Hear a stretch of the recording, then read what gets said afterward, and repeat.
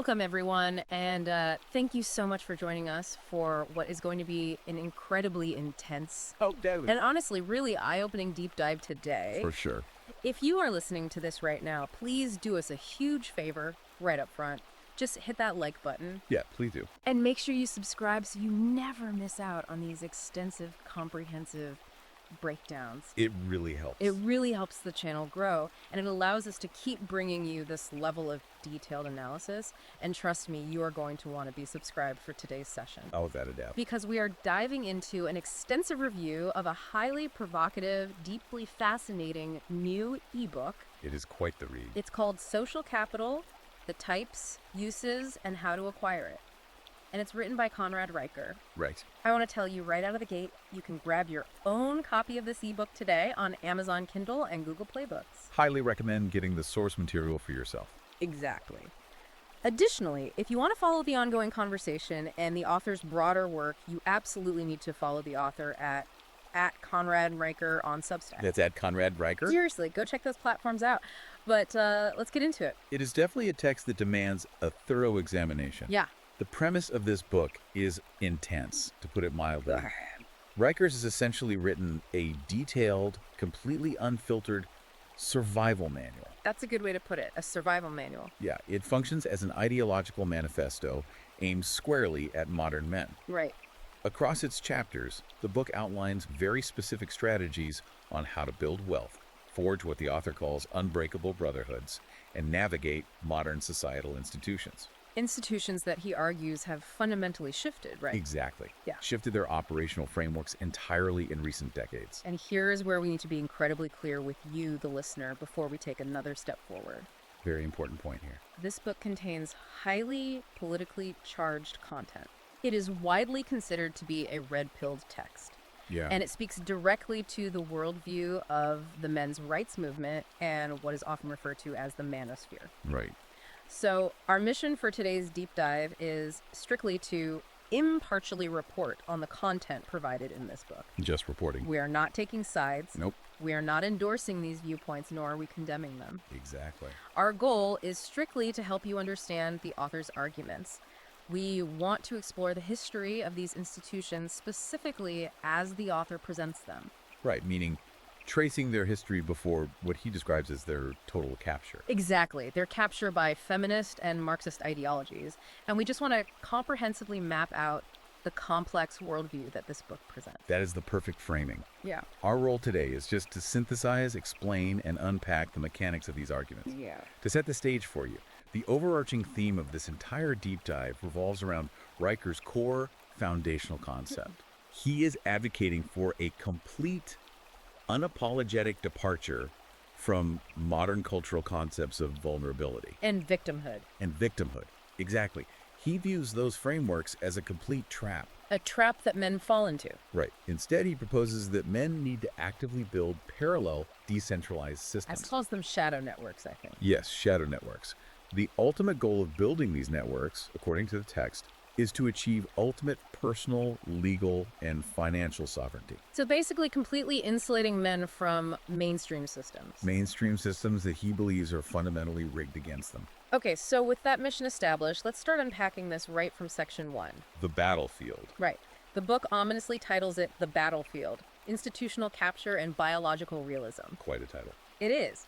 The core argument Reicher makes here is that modern society actively pathologizes natural male instincts. Like biological realities. Yeah, testosterone, risk-taking, physical aggression. But the paradox he points out, and this is really the crux of his opening thesis, is that society simultaneously relies entirely on those exact same traits for civilizational survival. It's a massive contradiction in his eyes. And what is particularly interesting about how this argument is structured is how the author grounds it in a mix of historical reference and scientific claims. Like the Harvard stuff. Right. He cites research from Harvard that attempts to trace roughly 90% of major civilizational breakthroughs directly back to male risk-taking behavior. 90%. Yeah. His argument is that testosterone isn't some sort of societal poison or toxic element, as he claims modern cultural narratives suggest. Yeah, right. He says it's the rocket fuel. Exactly. The literal rocket fuel that built the modern world. From bridges to microchips. He argues that this applies to everything from the engineering of the Golden Gate Bridge to the development of the microchips and the smartphones we use daily. The fundamental tension he outlines is that the exact same aggression and boundary pushing required to achieve greatness in science, exploration, and construction is now being actively punished Punished where? in corporate HR departments and academic environments. So, to build on that historical foundation, he doesn't just stick to the Industrial Revolution or modern tech. He goes all the way back to antiquity. The archaeological site. Yeah, he brings up archaeological findings at a site called Satalhuyuk. I think that's in Turkey. Yes, modern-day Turkey. For anyone who might not be familiar, Satalhuyuk is a massive 9,000-year-old Neolithic settlement. Wow. It is often studied to understand early human society. Right. The author points out that archaeologists excavating this site found toolkits that were heavily segregated by gender. But he takes a very specific analytical angle on this data. He absolutely does. He doesn't view this division of labor as early evidence of historical oppression or patriarchy. Which is how it's often framed today. Right. Instead, he argues it is undeniable evidence of biological gender specialization. Interesting. He notes that the heavy, percussive tools found with male remains were used to build fortifications and hunt. While the female tools... The specific tools found with female remains were used for processing grain and detailed domestic work. If we look at the broader picture the author's painting with that specific example, he's asserting that early human societies thrived precisely because they recognized, respected, and utilized this biological specialization. They leaned into it. Exactly. His central critique is that modern ideological movements, specifically modern feminism, have convinced society to completely abandon this specialization. Which he views as a fatal civilizational error. Yes. And he uses this ancient historical precedent to springboard into a scathing critique of modern institutions. Because he claims they have institutionalized this error. Right. A prime example he uses is the university system. He brings up a 2020 Stanford study regarding Title IXs on university campuses.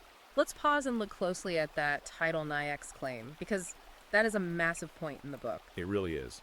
For a bit of context for you listening, Title IX is the federal civil rights law in the United States that prohibits sex-based discrimination in any school or education program that receives funding from the federal government. Right.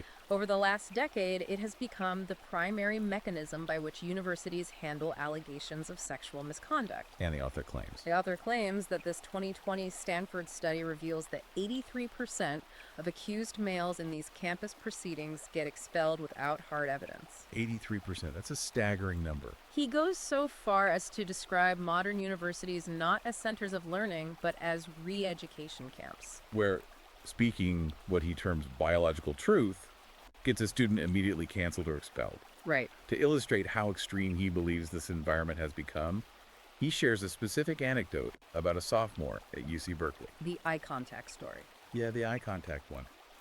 According to the text, this student was subjected to a grueling disciplinary process and effectively railroaded off campus. For what? Not for physical misconduct, but for what the university reportedly categorized as non-consensual eye contact. Non-consensual eye contact. The author uses this story to argue that the institutional pendulum hasn't just swung toward safety. It swung into a realm of surreal, Kafka-esque persecution of natural male existence. Exactly. So, to back up these claims about biological reality versus institutional ideology, the author relies heavily on evolutionary psychology. David Buss. He specifically points to the work of David Buss. For the listener, David Buss is a very prominent evolutionary psychologist. Famous for conducting massive global studies on human mating preferences across dozens of different cultures. So how exactly does the book interpret Buss's data to support its thesis? Well, according to the book's interpretation of Buss's global mate studies, the data shows that across vastly different cultures. Like completely different ones. Yeah, from Western democracies to remote tribal societies, roughly 80% of women prioritize resource acquisition ability when selecting a long-term partner. 80%. The author uses this statistical claim to argue that the modern progressive concept of a perfectly 50-50 egalitarian relationship is essentially a modern myth. A myth that completely ignores hardwired human biology. Right. He asserts that women are biologically, evolutionarily driven to select providers. While men are biologically driven to protect, provide, and take risks to acquire those resources. Precise. So bring this back to the listener's everyday reality. The book is arguing that the idea of toxic masculinity is a manufactured concept. Totally manufactured, according to Riker. The author posits that it is a label used by society to extract male labor while simultaneously shaming the core identity of the men providing that labor. Yeah. The book asks the reader to look at how this tension plays out in corporate policies and media narratives. He draws a stark contrast between two massive pop culture phenomena. Oh, the Gillette ad. Yeah. On one hand, you have the famous Gillette razor ad campaign from a few years ago. Well, the one that explicitly targeted and critiqued toxic masculinity. Right. The author claims that this specific ad campaign resulted in an $8 billion loss in shareholder value for the company. $8 billion. Contrast that with the incredibly successful Amazon Prime franchise, Jack Reacher.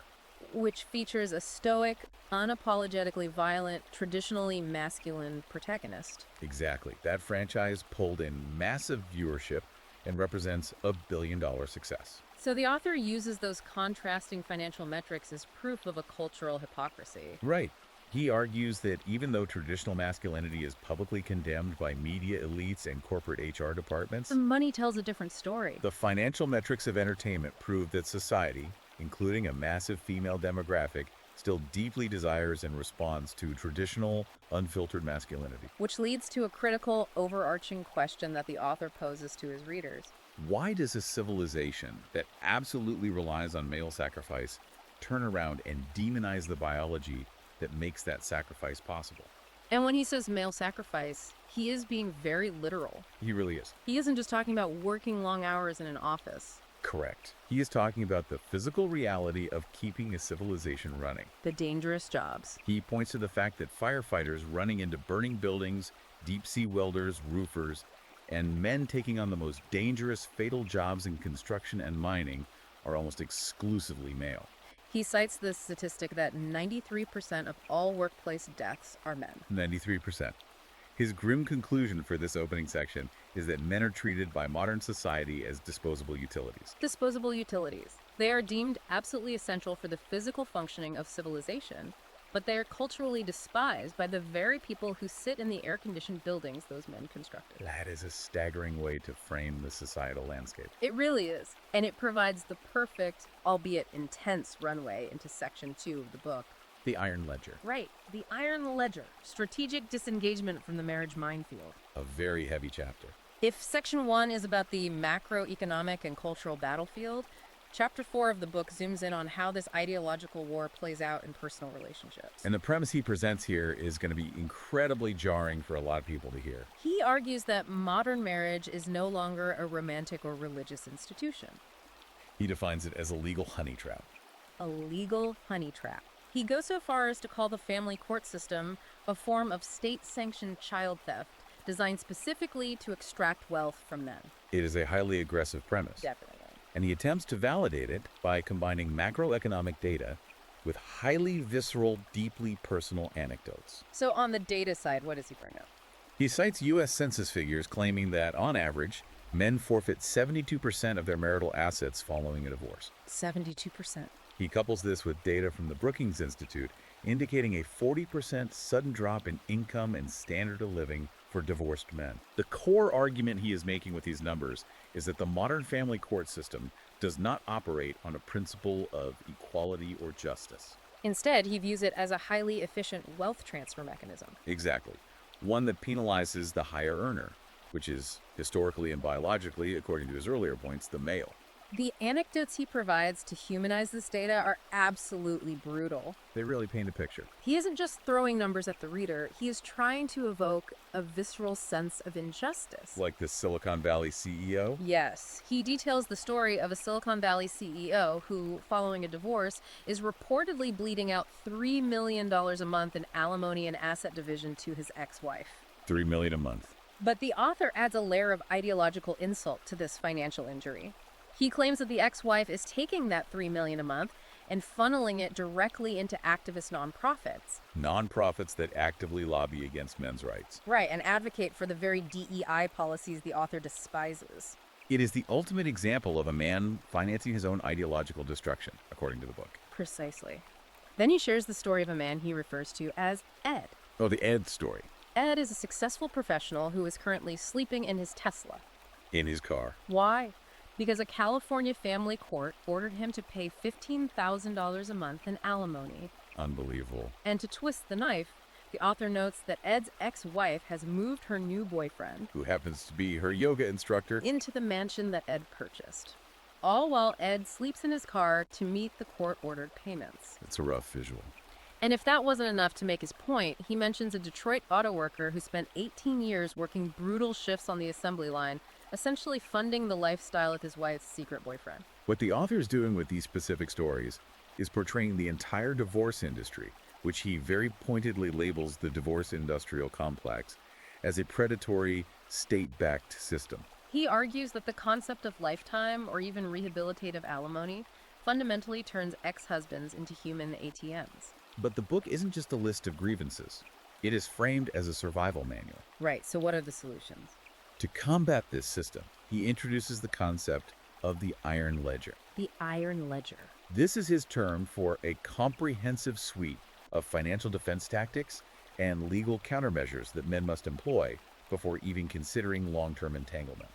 Let's dig into those countermeasures, because if you are a listener reading this text, you are likely asking, okay, if the system is as rigged as you say it is, how do you actually avoid stepping on the landmine? The author gives very specific examples of men who are fighting back using the system's own rules. Like the tech CEO. He talked about a tech CEO in Texas who refused to get married without a highly aggressive prenuptial agreement. How aggressive? This prenup demanded absolute mutual alimony waivers, meaning neither party could ever claim a dime of alimony from the other, regardless of the circumstances. Wow. Furthermore, it included a $500,000 infidelity penalty clause. $500,000 if you cheat. And apparently, when tested, this specific agreement held up in court. The author calls this approach treating marriage not as a romantic union, but as a hostile corporate merger. A hostile corporate merger. But he also issues a stark warning about prenups, doesn't he? Yes, he acknowledges that modern family court judges have wide latitude and frequently throw prenuptial agreements out, often citing that the agreement was signed under duress or is no longer equitable. So what's his alternative if a prenup isn't enough? Because of this judicial unpredictability, he advocates for much more extreme asset protection strategies. We are talking about moving wealth out of the immediate reach of the state. Offshore trusts. He discusses the utilization of offshore trusts, specifically mentioning jurisdictions like the Cook Islands. For the listener, a Cook Islands Asset Protection Trust is a legal structure that is notorious for being virtually impossible for United States courts to pierce. Exactly. Even if a U.S. judge orders the asset seized, the trustees in the Cook Islands are legally bound to ignore the U.S. court order. He also heavily advocates for digital asset protection. Crypto. He advises men to use cold storage for cryptocurrency, meaning taking the digital assets completely offline. And utilizing Bitcoin wallets that are buried behind 12 layers of cryptographic encryption. If the court doesn't have the seed phrase, they can't seize the asset. That's just gone. But for a massive demographic of men reading this, the countermeasure isn't complex international law. It is simply opting out entirely. The MGTOW movement. The author discusses the MGTOW movement, which stands for Men Going Their Own Way. Right. This is a lifestyle choice where men completely disengage from dating, cohabitation, and marriage to protect their sovereignty. To validate this choice, he cites IRS tax data showing that unmarried men over the age of 40 save, on average, 42% more capital than their married peers. 42% more. He quotes a veteran of this movement who bluntly states, marriage licenses are just government permission slips for financial seppuku. This is where we need to pause and examine the macro-level implications of this philosophy. Yeah, what happens to society? What happens to the foundational economic engine of a society when a massive demographic of its primary producers, men who historically have been driven to work 60-hour weeks, build businesses, and take massive physical and financial risks specifically to support families, decides to completely opt out of the marriage and dating markets out of sheer legal terror? The author points to the city of Detroit as a historical, localized example. He claims that when state alimony laws and child support enforcement mechanisms became heavily punitive, a significant number of highly productive tax-paying males simply left the jurisdiction. Or moved into the gray economy. Exactly, which contributed to the city's broader societal and economic decay. He is suggesting that when you systematically disincentivize male productivity by making the financial rewards of that productivity legally precarious, you risk stalling the entire economic engine of a civilization. That is an incredibly heavy philosophical and economic thought to sit with. If you destroy the incentive to build, the building stops. Simple as that. And that leads perfectly into Section 3 of the text, Brotherhoods, Forge, and Shadow Networks. Because if a man opts out of traditional marriage and family structures, he risks complete isolation. Riker recognizes this, and he draws a massive contrast here regarding how men should build social capital. On one side, you have modern, fragile networking. Think of your polished LinkedIn profile, or those incredibly sterile, HR-approved corporate mixers where everyone is terrified of making a joke or saying the wrong thing lest they get reported. Right. On the other side, you have the author's ideal. High-stakes, sacrificial brotherhood that is exclusively forged through shared hardship and mutual risk. To illustrate the profound difference between a network and a brotherhood, the author shares a highly detailed story about a man named Brett. Brett found himself in a nightmare scenario. His young daughter required a specialized life-saving medical treatment that was completely denied by his health insurance. Instead of going to a traditional bank, facing loan officers, and dealing with bureaucratic red tape, Brett turned to a group of 12 men he considered brothers. Within days, he secured $50,000 in handshake loans from these 12 men. 50 grand, no contracts, no lawyers, and zero paperwork. It was based entirely on his reputation within that group. And the most striking part of the story, over the next 10 years, there were 0 defaults. Brett worked multiple jobs and repaid every single cent to those men. The author contrasts this kind of honor-bound trust with traditional institutional lending data, arguing that this supreme level of reliability is deeply biologically tied to ancient male group dynamics and strict honor codes that modern society tries to suppress. To further hammer home what real social capital looks like, he tells this amazing anecdote about the Camino de Santiago. The Pilgrimage Trail? Yeah, the author himself was walking this famous, grueling pilgrimage trail across Spain. During his trek, he witnessed a German investment banker physically carrying a young Korean student's massive, heavy backpack over the steep incline of the Pyrenees Mountains. Why? Because the student's shoulders were bleeding and basically reduced to raw meat from the friction. The author points out the profound silence of the act.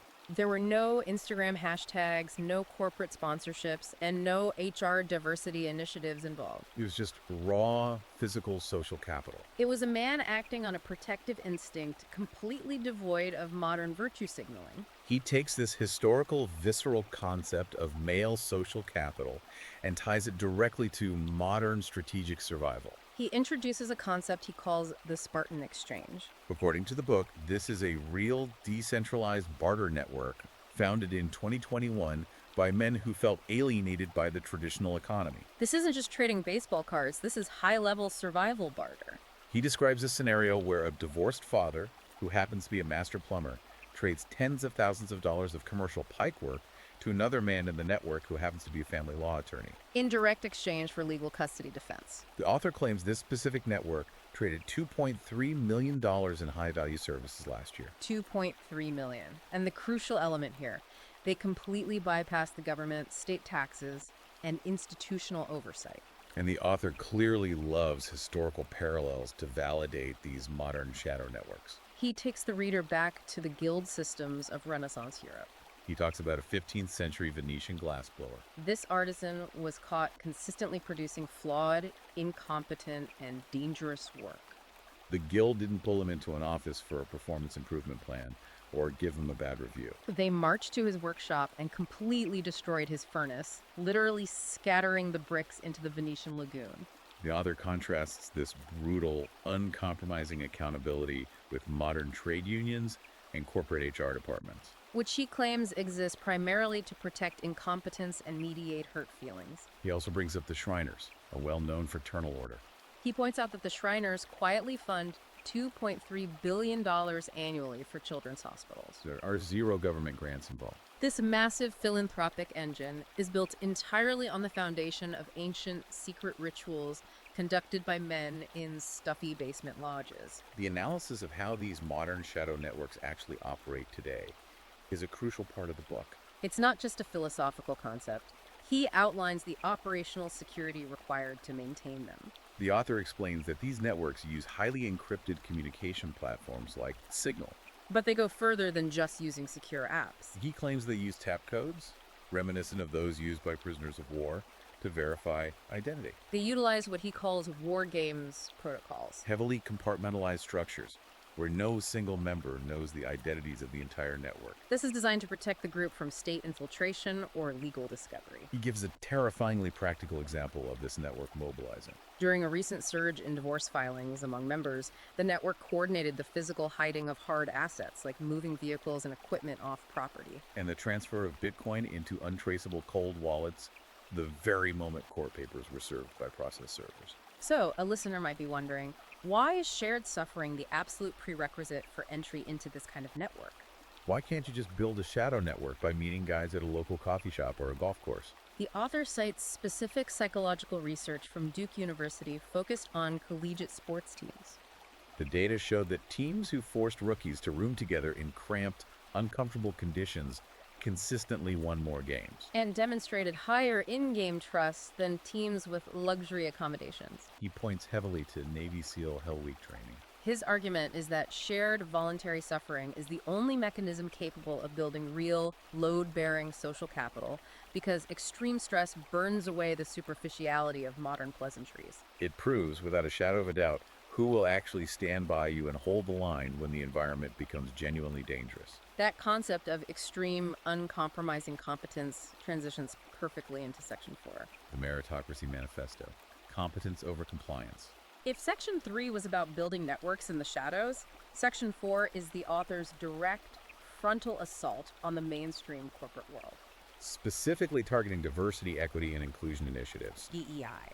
The author frames DEI quotas not as progressive, necessary milestones for historical justice, but as a deeply dangerous, civilization-threatening subversion of natural competence hierarchies. And he claims to bring the receipts for this assertion. He points to a highly controversial, alleged 2021 Amazon internal memo. According to the author's interpretation of this document, the company reportedly fired or passed over highly experienced senior male engineers specifically to hit arbitrary gender balance targets. The kicker is that, according to the book, these male engineers had vastly higher objective productivity output scores. He humanizes this data by telling the story of Steve. Steve is described as a brilliant MIT graduate who literally built a functioning quantum algorithm in his garage. Yet, when he applied for a VP role at a major tech firm, he was passed over in favor of a candidate whose primary qualification was a degree in gender studies, simply to fulfill a diversity mandate. The author calls this practice punishing biological reality. To highlight what he believes are the ultimate fatal stakes of this ideological subversion, the author contrasts two extreme high-pressure environments. First, he points to the catastrophic implosion of the OceanGate Titan submersible. He meticulously notes that the CEO of OceanGate went on record publicly bragging about prioritizing diverse hiring practices over hiring what he dismissively termed 50-year-old white guys with deep military submarine experience. The author draws a direct, unforgiving correlation between this ideological hiring philosophy and the physical failure of the carbon fiber hull under 6,000 psi of deep ocean pressure. He asserts that the ocean does not care about your intentions, it only respects physics. He then contrasts that tragedy with the environment of all-male oil rig crews working in the North Sea during minus 40 degrees Celsius storms. In those environments, he argues, survival depends entirely on absolute brutal competence, beating out any notion of compassion, equity, or representation. This clash of ideologies leads to what the author calls the market coliseum. Because highly competent men are feeling actively pushed out of traditional corporate spaces by these diversity quotas, they aren't just giving up. They are aggressively moving their capital and their brains to decentralized, unregulated spaces where they can compete purely on merit. He illustrates this by comparing traditional finance with crypto and DeFi. For the listener, DeFi stands for Decentralized Financial Systems built on blockchain technology that operate without banks or traditional regulators. In the world of traditional, highly regulated finance, the author points out the hypocrisy. You have Elizabeth Holmes, who legally raised $700 million from elite investors for Theranos, a company built on total scientific fraud. Or he points to the bankers who caused the 2008 global financial crash and were subsequently bailed out by the taxpayer. The author contrasts that legally compliant, institutional corruption with the brutal, Wild West, but highly meritocratic world of cryptocurrency. He highlights an incident in 2023 when malicious hackers exploited code to steal $300 million from various DeFi protocols. What happened next is crucial to his point. The victims didn't call the police, the SEC, or file lawsuits in federal court. Instead, a group of white hat coders, ethical hackers banded together, analyzed the blockchain, and clawed back 80% of the stolen funds by finding a flaw in the attacker's own digital smart contracts. They essentially reverse hacked the thieves. There were no police, no courts, and no mediators, just cryptographic counterpunches. For anyone unfamiliar with a smart contract, imagine a digital vending machine. You put the digital coin in, the code executes automatically, and the transaction is irreversible. There is no human middleman to appeal to. The author's point is that crypto justice is incredibly messy and unforgiving, but if you write bad code, you get drained. It is an ecosystem based purely on absolute competence. To really cement this divide, he uses a highly visceral visual metaphor. He asks the reader to imagine a showdown between two modern gunslingers. On one side, you have Regulator Guy. Regulator Guy's wearing a $20,000 Rolex funded by corporate bank lobbyists, and his weapon is firing off legal enforcement actions and subpoenas.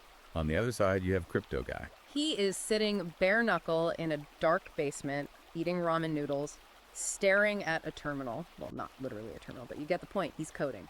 And he is winning. The author says this new digital frontier is ruled by mathematics, not men, and the fundamental law of the universe is that math does not take bribes. This profound shift into adversarial environments brings us to a highly critical, deeply psychological part of the book, Section 5. The Resilience Matrix Psychological Fortification. The author poses a vital question. If you are a man who decides to exist in a society that is increasingly hostile to your nature, how do you actually survive the institutional warfare, the threat of false accusations, and the pervasive threat of cancel culture without losing your mind? His answer is extreme psychological and physiological discipline. And to find the ultimate blueprint for that discipline, he doesn't look to modern psychology. He leans heavily on the POW framework, prisoner of war survival tactics. He dedicates a significant portion of this chapter to Navy pilot Jeremiah Denton. Denton endured 7 unimaginable years as a prisoner of war in the infamous Hanoi Hilton during the Vietnam War. Denton is famous for blinking the word torture in Morse code during a televised North Vietnamese propaganda film. According to the author, Denton survived that hellscape by relying on what he calls the triad of tenacity. A psychological cocktail of faith, hate, and dark humor. Denton reportedly visualized the specific faces of his captors during severe beatings to fuel an internal fire of hate that kept him conscious. And he utilized dark humor by naming the lice in his cell after prominent communist leaders.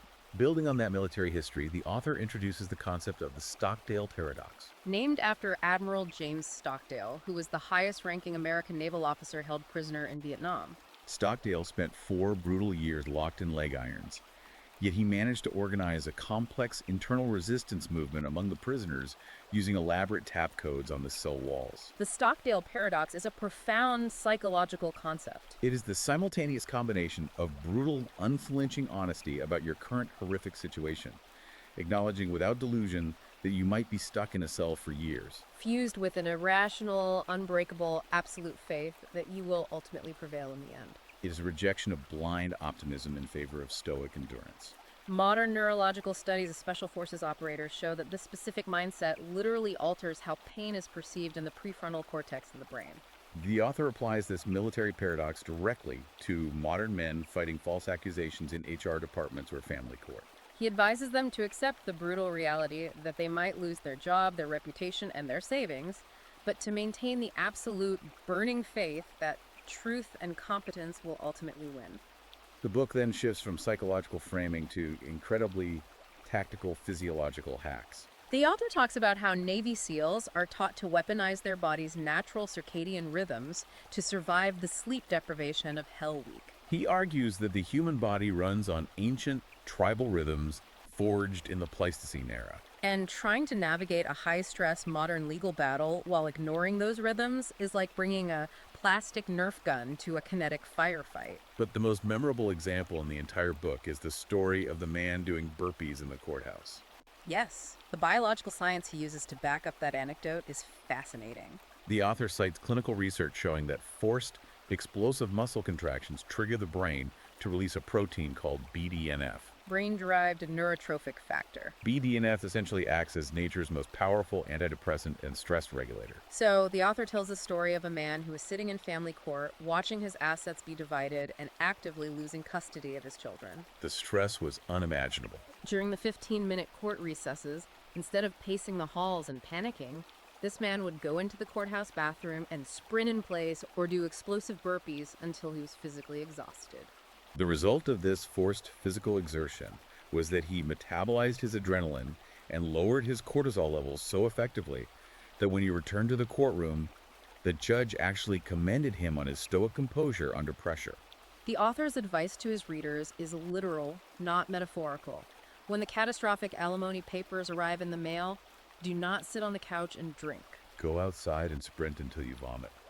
Force the biology to process the trauma. He also talks about the incredible power of weaponized humor in the face of tyranny. He shares a story of a Marine who was captured and facing a literal firing squad.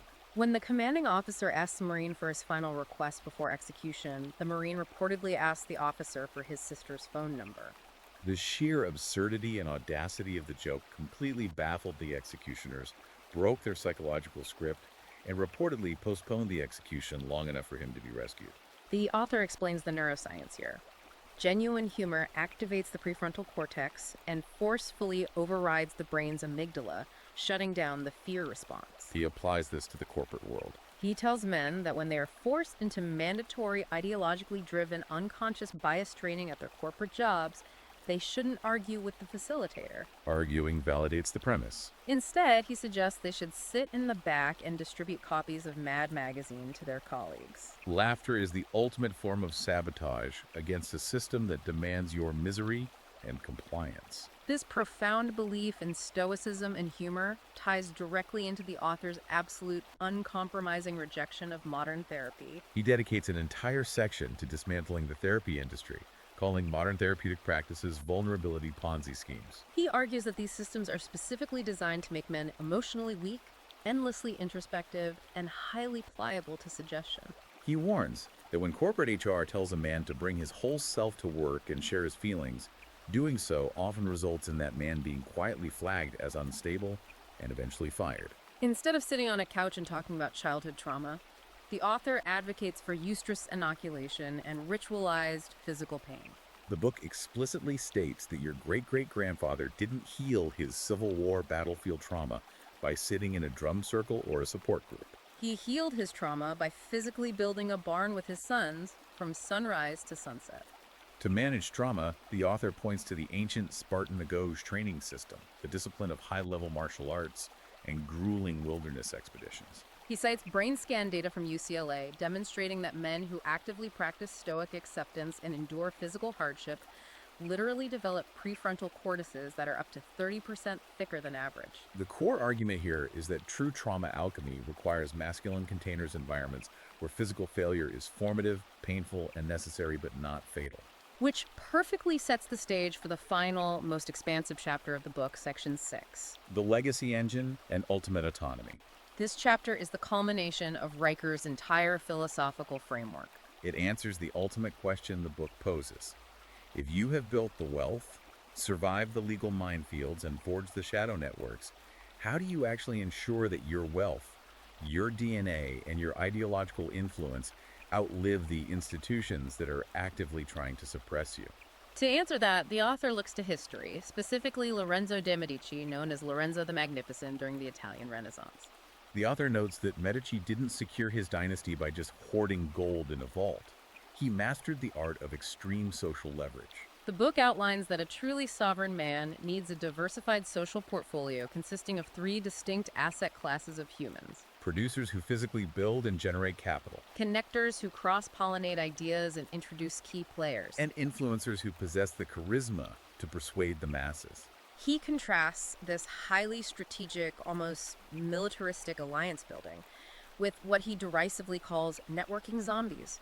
Guys who just wander around conferences, handing out glossy business cards and connecting on LinkedIn, hoping for a favor. But where this chapter gets truly mind-bending is when it ventures into the digital realm of legacy preservation. The author discusses cutting-edge estate planners currently operating in Zurich, Switzerland.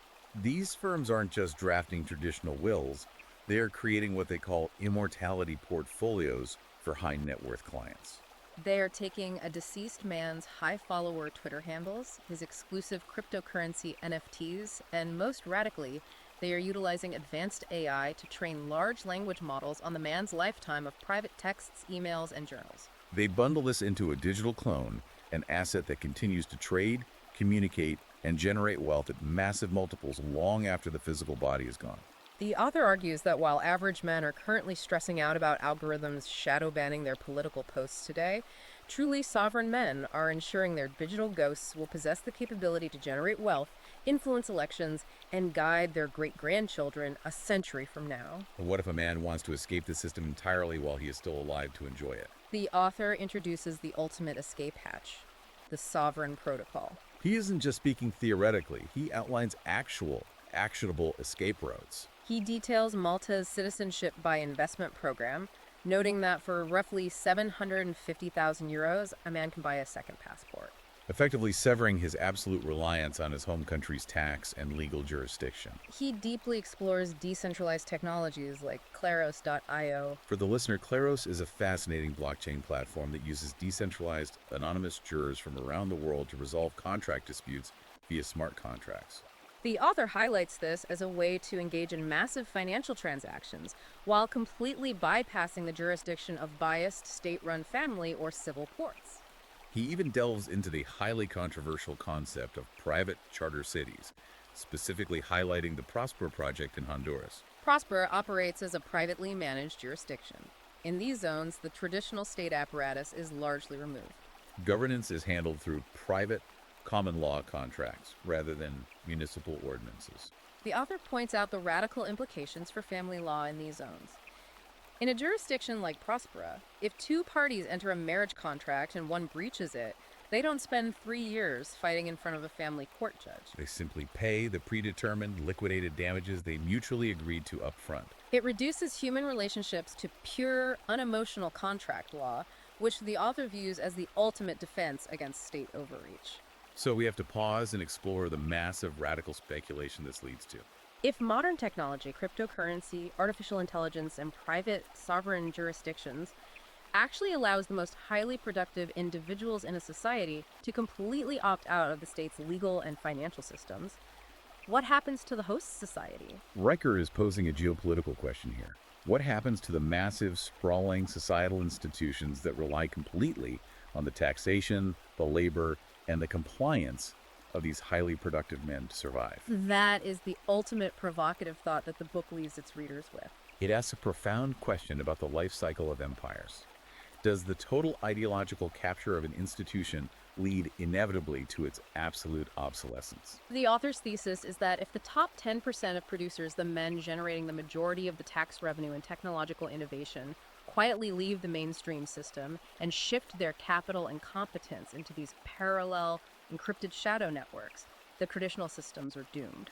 Those traditional systems will be left with massive bureaucratic overhead, rigid ideological mandates, and a rapidly shrinking tax base. Riker predicts that these captured institutions won't necessarily be overthrown in a violent revolution. They will simply starve to death as men silently, legally withdraw their capital and their participation. To summarize the vast scope of this incredibly dense, highly provocative book, Riker's core, unyielding tenet is that power unused is completely worthless. He is telling his readers, in no uncertain terms, that men must stop being passive spectators in their own lives. They must completely stop asking for permission, validation, or fairness from institutions that he believes fundamentally despise them. Instead, they must focus every ounce of their energy on building parallel structure. Build the shadow network, secure the iron ledger, forge the brotherhood. And this leaves the listener with a final, lingering thought to mull over, building on everything we've unpacked over this deep dive. If we are truly entering an era of what Riker terms gynocratic inflation, A state where bloated bureaucratic and administrative sectors demand ever-increasing funding, while the physical productive sectors are starved of capital and respect. And if the men producing the wealth use blockchain and decentralized networks to effectively hide it, we're looking at a potential systemic collapse. But it's a collapse not brought on by protests or revolution, but by a quiet, decentralized, cryptographic secession. It represents a profound, unprecedented paradigm shift in the history of the social contract. It really is. It's a complete reimagining of the foundational relationship between the individual and the state. Whether you completely agree with the author's worldview or find it deeply unsettling, the blueprint he outlines is out there, the technology exists, and people are actively following it. Thank you so much for taking this incredibly extensive deep dive with us today. Please remember to hit that like button and subscribe to the channel so you never miss our future deep dives. And once again, I strongly urge you to check out Amazon Kindle and Google Playbooks to buy this ebook. Social capital, the types, uses, and how to acquire it. Read it for yourself. And do not forget to follow the author at Conrad Riker on Substack to keep up with his latest writings and geopolitical updates. Thanks for joining the conversation, and we'll see you next time.